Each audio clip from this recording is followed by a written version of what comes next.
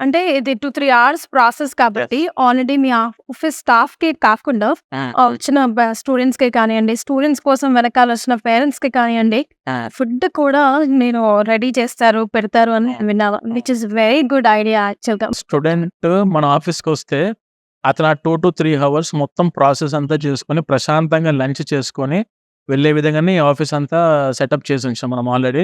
అంటే వాళ్ళు loan applications పెట్టుకోవడము, లేదంటే యూనివర్సిటీ అప్లికేషన్స్ పెట్టుకోవడము, కౌన్సెలింగ్ తీసుకోవడము, ఒక యూనివర్సిటీ అని మనం ఫిక్స్ అవ్వడము, ఇవన్నిటికి కొంచెం టైం పడతది.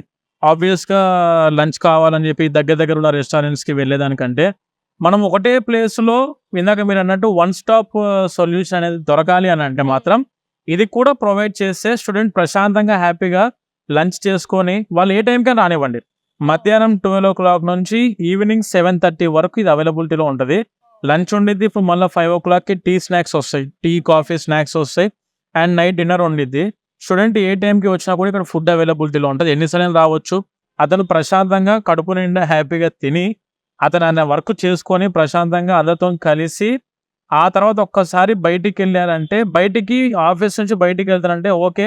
నేను అనుకున్న అన్ని అప్లికేషన్స్ అయిపోయాయి. నేను అనుకున్న యూనివర్సిటీస్ నాకు ఫైనలైజ్ అయిపోయింది. అయిపోయాను. నా టార్గెట్ నేను రీచ్ అయిపోయా అని చెప్పి స్టూడెంట్‌కి ఆ కాన్ఫిడెన్స్‌తోని బయటికెళ్ళినప్పుడే కన్సల్టెన్సీ సక్సెస్ అయినట్లు లెక్క.